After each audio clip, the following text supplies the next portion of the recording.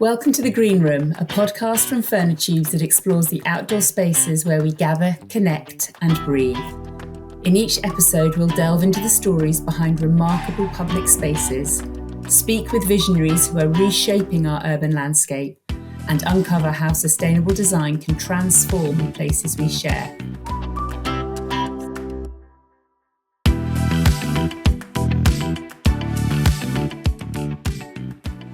Hi and welcome to The Green Room. I'm joined today by guests and fellow collaborators on Hive, the BALI Chelsea Flower Show installation project. So welcome to Amy Cobit, Head of Policy and Public Affairs for BALI. Hello. Matt Evans, Managing Director and Designer for the Garden Room Living and Landscape Studio. Good morning. And Alistair Bayford, Managing Director of Frost Landscapes. Good morning. Thank you all for joining me. And we're here because we all represent part of a great collaboration initiative by BALI to deliver a fantastic garden that represents what the landscaping industries can do at Chelsea Flower Show. And what we'd really like to do today is discuss and provide our listeners with an insider view of how a Chelsea show garden comes to life from initial ambition to creative design and final delivery. So I'm going to start off, Amy, really representing BALI with, this is the first time BALI's chosen to exhibit at the Chelsea Flower Show. What was the thinking behind it and what is BALI looking to achieve? Yeah, so it was a really exciting thought that came out of our wonderful head of marketing, Rosie.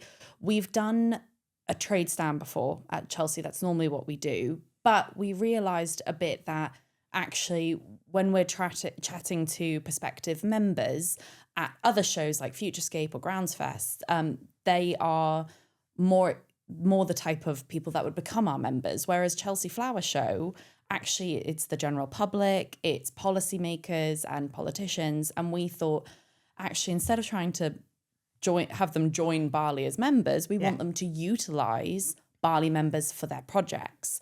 So Rosie said, I'm doing something a bit different. We are going to have an outdoor space. And I very rudely went, can I have it? And she said, yes, really kindly. And I said, I would like a policy garden.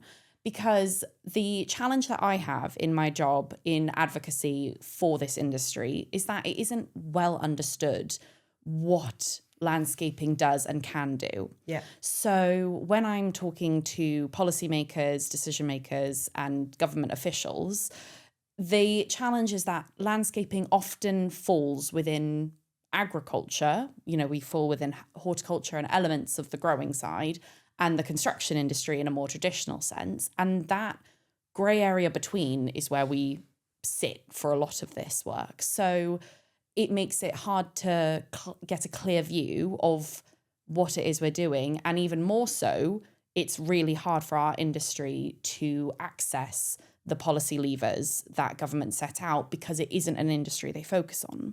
So that is the long-winded way of saying the aim of this space is to create a visual representation of just a few of the benefits that the industry can bring. So government this year is really focused on water. Right. We've got a water white paper that's been published and we've got a water bill coming up imminently. And we've been doing lots of work and a lot of our members do some fantastic work around SUDs and but even outside of sustainable drainage systems, which is just a really catch-all term for anything effectively that helps manage the flow of water. There are other things that our members are doing around biodiversity, around, cooling and air quality. And we thought, what an interesting way for us to show policymakers and decision makers the best that the industry can do. Also, to become BALI accredited, companies have to be of a certain, they have to fulfill requirements, if you will. And we're trying to show that BALI is the best of the industry, really highlighting that our members are not just doing the bare minimum, they're going above and beyond, they're leading the industry That is what our members do. And that's what we wanted to showcase is this space where we're doing these really great things. And so in my role, I have a wonderful policy committee, which I'm very lucky to say I've got some great members here today as well, who are within that. And I reached out saying, would anyone like to join on this collaborative project? And I was so taken aback and thrilled by the response. Again, just showing that our industry is really leading. People were so quick to say, yes, that's something I'd be really excited about. And wants the opportunity to and want the showcase opportunity. that. Absolutely. Rosie and I went into this going, how hard can it be? We know how to do a garden. Gardens are gardens. You can do a garden. Apparently the answer is quite hard, but we are really lucky to be surrounded by expertise. We get to be big vision people and go, just do a garden at Chelsea, no problem. And then everyone else sweeps in after us and goes, okay, we're going to explain how much harder this is than you initially thought. But that's the beauty. It is that we have that access to the best in the industry. And is it how you expected the experience or? I think elements of it are. Right.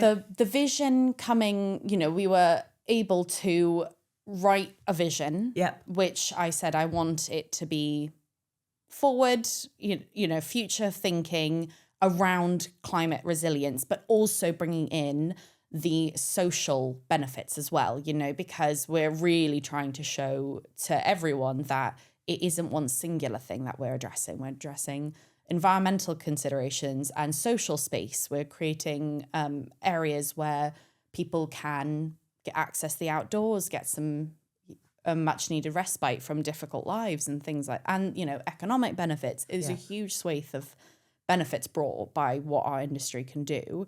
So that vision I was able to give to the policy committee, and Matt as our designer really picked it up and ran with it, which was fantastic.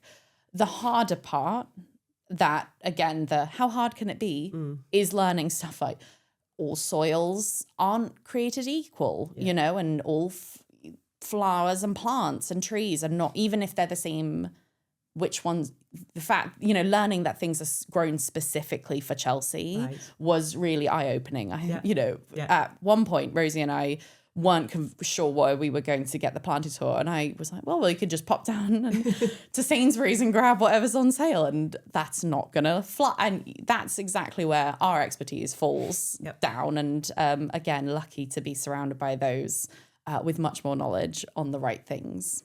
And so, Matt, why did you want to be involved in the BALI project? So as a designer, it's something that everybody wants to be involved in. And if you don't, I think you're mad. Because I've helped before at Chelsea. I've been involved in other projects there, specifically on planting more than anything.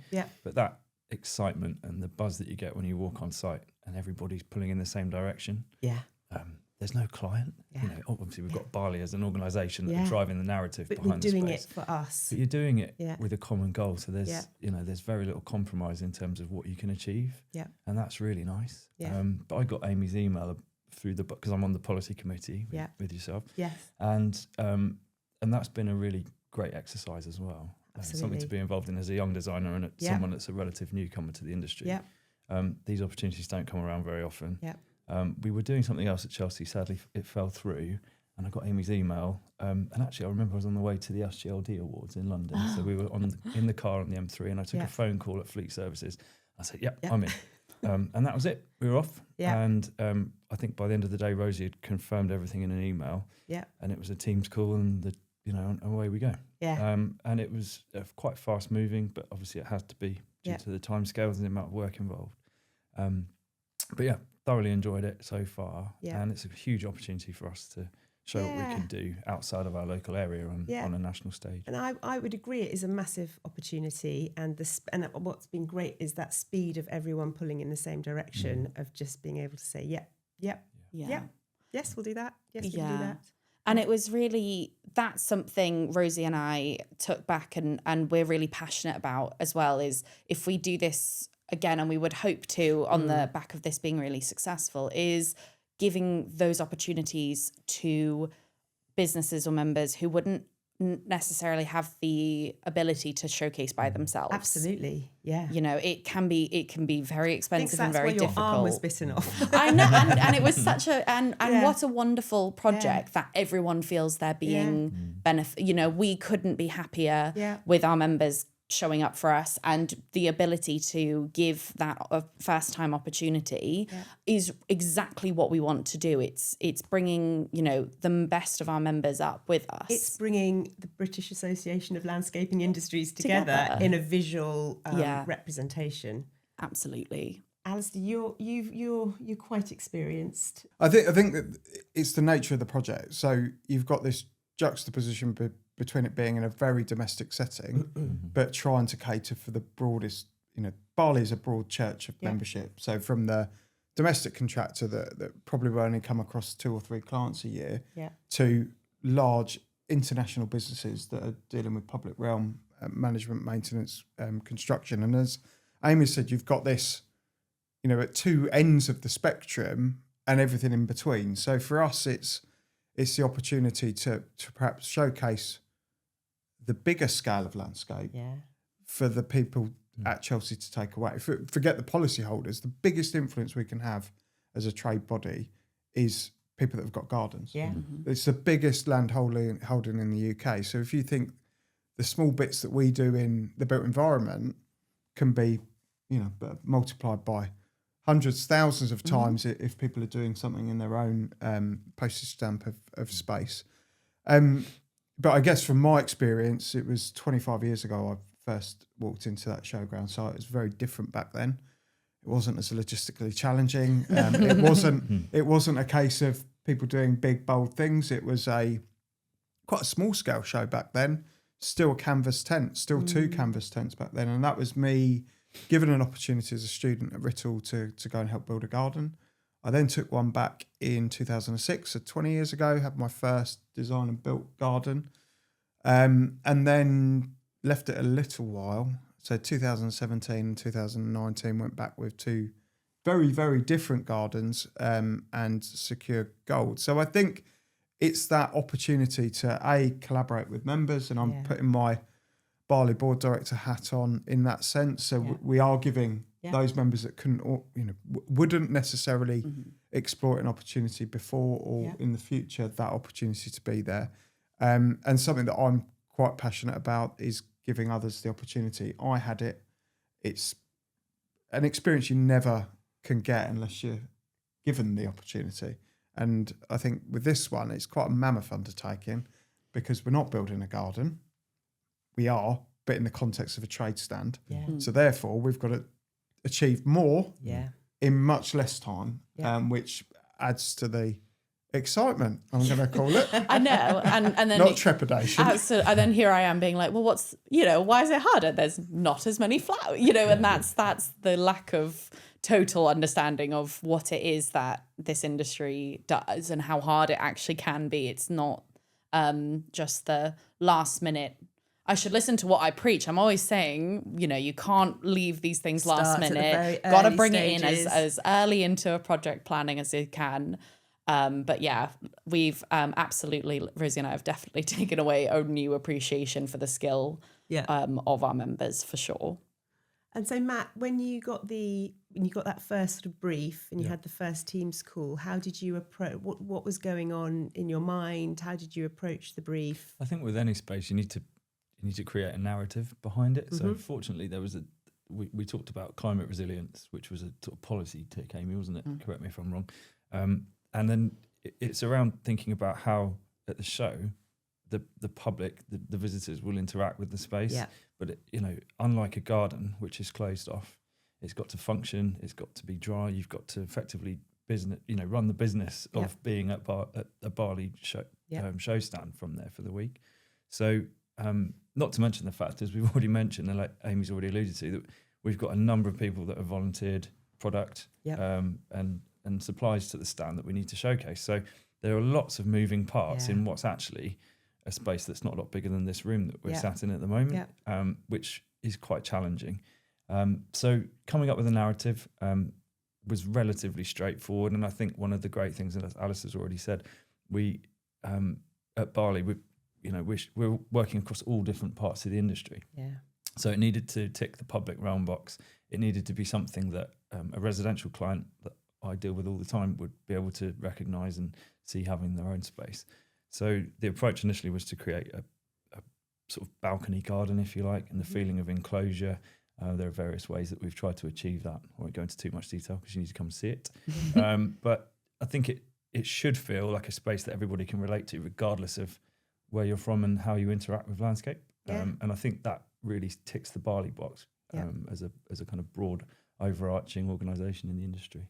And I hope it does anyway. What's pleasantly surprised you, and what's been something you've had to just let go of? What's pleasantly surprised me, the collaboration. Yeah. Everybody's been super forthcoming with product, ideas, problem solving.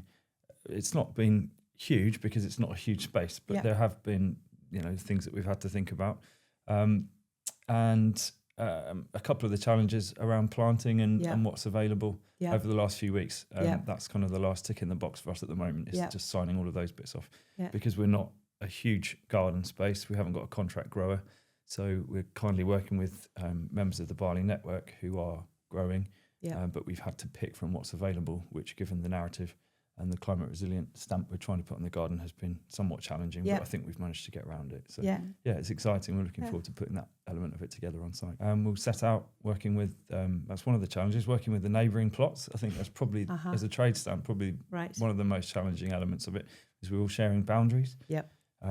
And you've got to think about borrowed views and what the people behind you have got on their stand and what you see from the front of the space. But we've considered all of that, and hopefully it all works nicely when it's put together. And from your perspective, Alistair, working with Matt and sort of seeing the design from a delivery perspective, were there anything that was it just give me the design, we'll deliver it, or was there back I and think forth? there's arriving very late in the process. I think Matt's been receptive of I suppose we're looking at the detail from a buildability point of view to make sure that the detailing works, but then equally, with my hat on from a public realm setting, the planting for me is quite important. We're in this really difficult transition at the moment where tree species, particularly that are specified in an urban setting, are still very much driven by trends from 20 years ago. And there is a need for the sector to start specifying climate resilient species, because we need the answer today. Not in 20 years. But in theory, we needed the solution 20 years ago, because growers should have been growing species that are more suitable to the climate, and they're just simply not. So we've got to try and force a trend, and that tree palette has slightly altered to suit the experience that we're bringing in at this late stage. It does create a few conundrums, but we've got a really great specimen of Vanessa. We've got Heptacordum, which is effectively a species that I would like to see, and I think will be specified more widely. And then managed to find a ginkgo acting in a different form. So not everyone in a domestic setting can afford the space for a mature ginkgo biloba, but there are some compact shrub forms that were featured actually last year en masse in a garden. So it's quite good to bring those new ideas to both the show, so it's got that public realm context, but equally can inspire a few garden owners to think beyond the riparian Betula Utius, Jack Montii type approach to small tree planting. Thank you. And you called the space Hive, or the Hive. What would you like that to kind of embody? What would you like? What's that feeling around?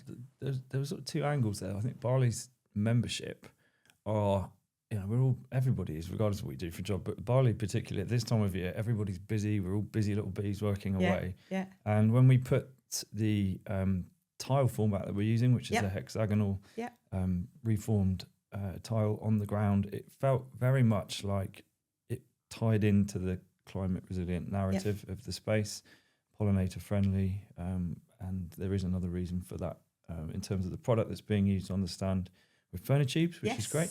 Our new product, and it just felt like the space will become a bit of a hive of activity, a space to discuss the industry, debate certain topics throughout the show, and for Amy, Rosie and the team to lobby various guests and people showcase what we all do. That's great. Yeah. And Amy, in terms of and I keep asking you what you were expecting, but it's always good to kind of come back. And when did you have a sense of what Matt might like? Were you no idea? No idea. I had no idea. Yeah. I currently live in a flat with no outdoor space. So I've got loads of orchids. You're going to stay there for the whole week. I know, absolutely. I did say, I was telling somebody, I said, I'm moving to London next week because I am genuinely going to be in London from next Friday until Chelsea finishes. Right. So a good chunk of the month. Yeah. And so no idea in terms of design, but couldn't be more thrilled with it. When we saw it, we were just taken aback by what could be envisioned and be produced in a short amount of time. And it's a small space. Again, that real challenge of it is small and it has to do so many jobs. Yeah. It has to be a visual representation of our industry and what we're doing. It also has to be a working trade stand where we can stand as BALI members of staff and do our job, which is advocating for our members in our industry. And so that was really, we couldn't believe what seemed achievable, much better than our dotted plants. It was just unbelievable. Well, I do think Matt has, because basically Matt was given, you didn't have the choice of a whole range of, you were given basically what you could have, and you just created this fantastic. We had a picking list effectively. You did, and it's not uncommon in a project. You end up with various different, clients' preconceived idea. Maybe if it was a residential scheme of what they could have, that guides the brief, and it's very similar. Yeah. But here it's quite tight, and we've, Alistair and I, when we set the site out on the 8th, we'll see there's not a huge amount of tolerance on the site once it all knits together. Yeah. So it is, in terms of space, it's going to be very tight. Yeah. But it's exciting. Yeah. It's really good. And Alistair, in terms of delivering at Chelsea Flower Show, so building, paint us a picture of when does that? I know you came in quite late, but when would that normally start? What does it look like from now? We're now 2-3 weeks before we open, right, on the 19th. Yeah. So what do the next 3 to 5 weeks look like? What's happened ahead of time, sort of before now? I think usually you start planning about 2 years in advance. Okay. So we hear you, Alistair. We'll sort it for next This is one of those. Did you want to mention that? Yeah. Yeah, no, absolutely. I think for us, it's logistics more than anything else. We build stuff, and we're very agile with our clients, because typically this trade in a built environment sense is last trade in. Right. Becomes the critical path, has to achieve more in less time, so to speak. Yeah. So we're quite averse to how to build stuff in very constrained environments. This one's slightly different because, as I said, we're building a trade stand in less time than a conventional garden at the worst time in the show. So we're at that period of time where, the floor marquee is starting to gear up. People are starting to wind down from a construction sense. Yeah. And we're gearing up to go into construction. So we've got a very intense weekend, I would say, from the Friday to the Monday, where the aim is to effectively put up the boundary, lay the paving, put up the structure. Right. Then we receive the planters and place them, and then we plant it. I'm making it sound very simple, but that's the approach being taken. I think we've got sufficient time to achieve what we need to achieve, but it doesn't come without the purpose. We are a trade body representing excellence. Yeah. We can't not produce a garden that be fantastic, delivers on the quality. So it's kind of, we're under as much pressure as a judge space, because of course we're being judged. We're being judged by the public members, and it's certainly a step up from the light box of a very small trade stand. So it showcases a great deal of what our members can do. And just thinking about membership generally, we've got under 1,000 members. That represents designers, suppliers and accredited contractors of a 19,000 potential membership pool. So, it's a staggering opportunity, but equally it's representing quite a small proportion of the landscape industry itself. Added in a few opportunities for obviously colleges and students to get involved via Go Landscape. So, that is just a nod to the experiences that both Matt and myself have had. It is life-changing in some sense because... the experience. Because you kind of then... It does focus your mind on what you want to do in the future. And some, given that opportunity, then become career Chelsea contractors ultimately. So I did this, it would have been 2017. Ross Conquest was effectively just starting up his business. He got the opportunity to build on the show garden and has since gone on to build multiple show gardens at the show. And you could say that was replicated last year with the collaboration between Tisserand and JJH with Manoj Balde's garden, whereby two contractors that had never built before at the show given that opportunity. So to allow or enable students, and as we've said, those members that wouldn't ordinarily exhibit or be linked to a Chelsea garden, I think that platform for giving that opportunity is there to be seized really. So quite good that we've managed to do that. So tell us a bit more about Go Landscapes. So that was an initiative born many years ago, and now is, I would say, fundamental to our kind of education, so skills development function of the trade body. So rather than being there just to represent trade members, it's there to represent our colleges and those establishments that are training the next generation. Really important. Trying to perhaps even solve or be in control of the narrative when it comes to the skills crisis that faces the industry. And the opportunities in the industry. Definitely. So even just also access via, the network within, I'll call BALI a business, but you've got Amy in Policy and Affairs, and you've got Jonathan leading Go Landscape, and actually the access to funding that members wouldn't ordinarily know exists, particularly for regional skills pots. Me as an employer, I wouldn't have known that in East of England there is actually a focus now on specific green skills, whereby employers can be paid to host. And that knowledge and expertise within the trade body is something that it stitches together the impact of small opportunities, and ultimately the cumulative impact of BALI Go Landscape is quite significant. I think the opportunities are still to be fully exploited with regards to how that works, but access to skills and access to training, access to people coming into the industry, and the fact that we've got Go Landscape ambassadors means that we're trying certainly to showcase what this sector can provide in terms of job opportunities. I've been really impressed about how BALI is really doing everything it can to showcase its members, the industry, and give students opportunities as well.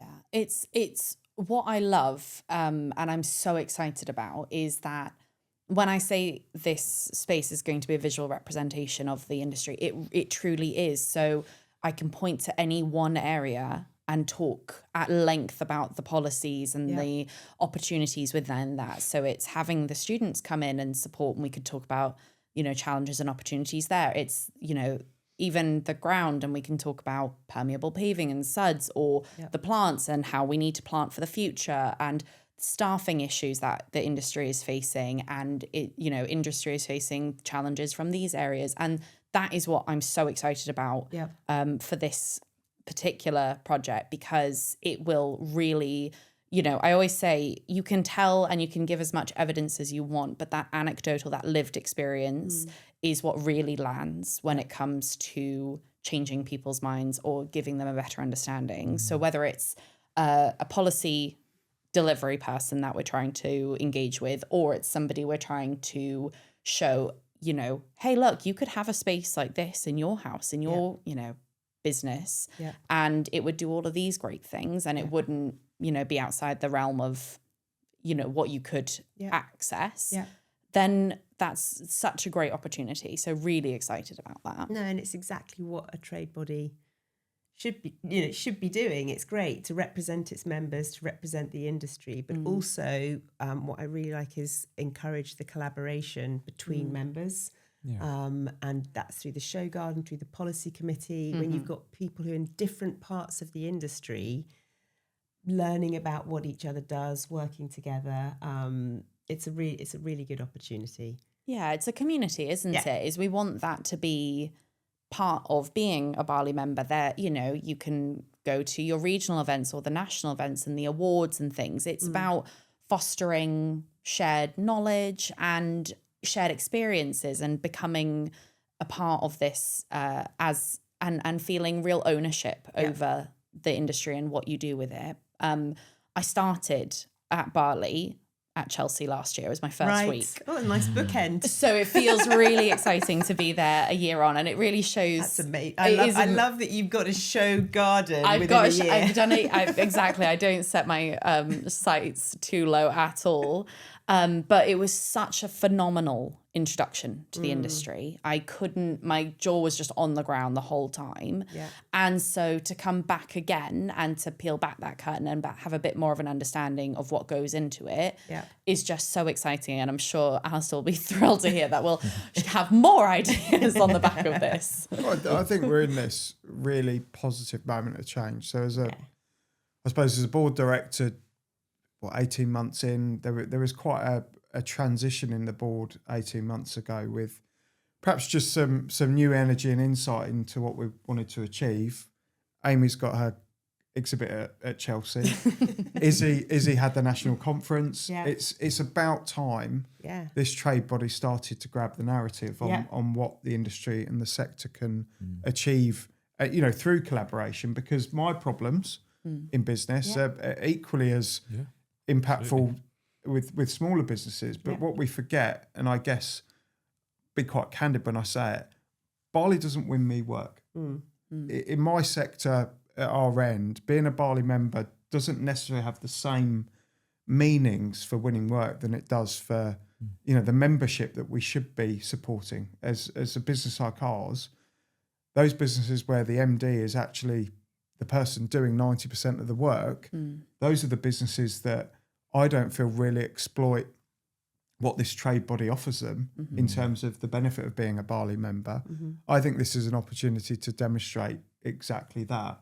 And hopefully, use it as an opportunity to recruit, but just redefine what we're about. We are the standard for landscape. Whether you're a supplier, whether you're a contractor or a designer, that for me is as important at the moment as it could ever be, given everything that's happening in the world. As one of those smaller businesses, I'd not worked with probably 70-80% of the contributors to this project prior to our initial kickoff meeting, when everybody shared their interest in being involved. And so, that's opened doors immediately, because a lot of the contributors are bigger, have been far more around the block than I have in terms of project involvement on a national scale, sometimes international scale. So, and that is what BALI is all about. And I think that's a perfect example of why this is so important.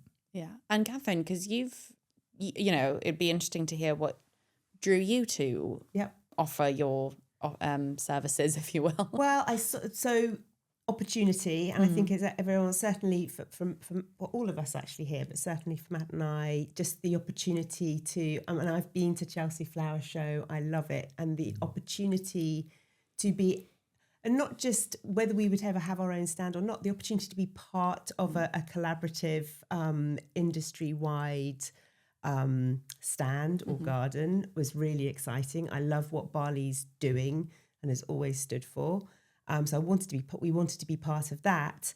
And then when we saw the brief, just knowing, so we had just designed and were ready to launch in June our new product, Hive, and it fitted exactly the brief and then another bench that we have. So I knew we had the ideal combination of products that would fit the brief. and it would be a great opportunity for us. And to work with like-minded contributors. It's a great opportunity to work more with Amy and Rosie. We work with you on the policy committee. So it's great to be more involved in with BALI actually as well. And that's so exciting from our end, because we don't want BALI to be seen as just for the few. It isn't. We care as much and we want to put as much effort into the smallest and the newest as to our biggest and most vocal, and there's a space for everyone in a BALI project, and that is really exciting to have been able to show that. And Matt, one last question for you before we I've got a final question for everyone. Now that you've having worked, and it's a slightly different type of brief to what you would normally work on, and now with sort of feedback from a contractor, how would you have approached the project in the same way? What have you learnt in terms of the design? I think so. It would have been nice to have a bit more time. Yes. And ordinarily that feasibility conversation around the build of a garden would happen a lot earlier. I think we probably had it about a month ago. Right. And by which point a lot of the suppliers were confirmed, and so certain constraints were already in place, and we've just sort of worked around them.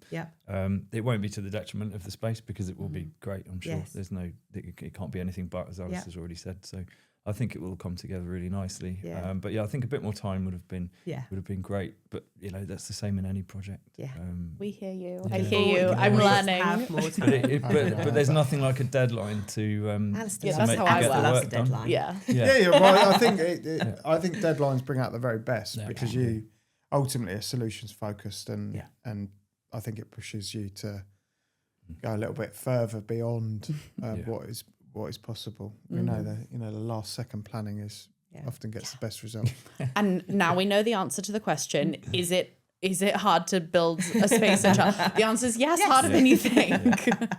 And we're all going to be there on different days, or all days, or different days. Yes. I'm imagining. So when the public, or a government official or a local authority councillor leaves Chelsea Flower Show, having seen our stand, Matt, what would you like them to remember? I would like them to first think that the space was somewhere they wanted to spend time, because that's why we all do what we do. We create space for people to stop, slow down, think, engage with nature and the environment within the built space. And I think that's really important. So I want to create something that feels nice and is a space that people want to spend time in. We need to share the message of what we're trying to shout about, and it's BALI's message, but equally as members we all need to be singing from the same hymn sheet. And I think there's an education piece behind the space, and that'll be over to the BALI team during the week to kind of preach that gospel and share that knowledge, and talk about what we all do. And I think it's about creating opportunities. So the opportunity I've got, I'm very fortunate to be here and be involved, but also for my team to come up and help with planting, for the students that are coming to site. I think it's as much a part of the build process and the breakdown for all of us as it is for the show itself during the open week. Amy, what would you like people to remember? I would like for all of the BALI members who have worked on this or haven't but see it, I want them to leave going, what a great opportunity, what a great project, and I would love to do more and be more involved. That would be fabulous. Is that pride? I'd love for our members to feel really proud of the work that BALI does on their behalf. And if they're not, I want them to think, well, why aren't I in that space? And then for those who are new to the space, whether it's public or policy officials, I would love them to leave with new knowledge, thinking, oh, that's interesting. So if they come in thinking garden design and outdoor spaces are just aesthetic, I want them to leave going, I didn't know they could provide climate resilience in this way, that way. Or, the other half of that is if they come in thinking SUDS is a box ticking exercise I have to do for my development, them to go, oh, I didn't realize it could be beautiful. I didn't realize it could be a space that I would want to spend lots of time in. So I would love for people to leave having learned something new about the industry. Maybe if it's a, younger person, I didn't know that this was a career opportunity. I didn't know I could put my maths skills to this or anything else. So that would be a really successful Chelsea for me. And Alistair, what would you like people to remember? I think it's a platform and an opportunity for BALI to take back a degree of narrative about the sector and the industry. So that's, I suppose, the opportunity. What I'd like people to take away, Chelsea can often be seen as a one-trick pony in the sense of domestically focused. What are people taking away to apply to their own backyard? For me, this is about the bigger, grander scale of landscape in the sector. So the fact that we'll have policymakers involved in, or certainly engaged through this process, I think it's to ultimately showcase to them what this sector is doing on numerous scales, and enable us not to just be that overlooked. I'll say it, most people just think we dig holes and put trees in the ground.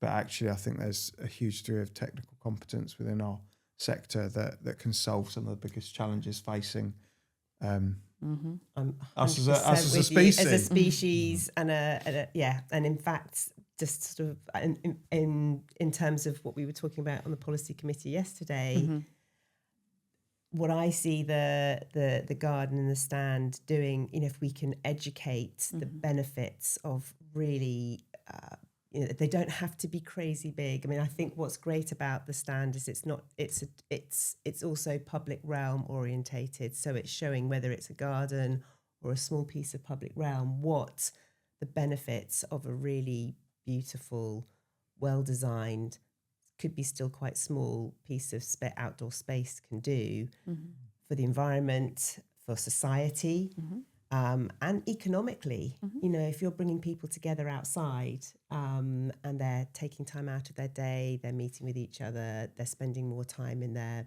public environment, that's benefiting everyone in the country. And we spent some time talking about that yesterday. Yeah. Thank you very much, everyone. I really appreciate it. I really can't wait to see the garden. I know we're delivering the week before. See the garden or the stand on the 19th. Hopefully, lots of people listening to this will be able to come and say hello. Please do. And look forward to hearing what people think about the stand. Thank you. Thanks very much. That's great. Brilliant. Thank you. Beautiful.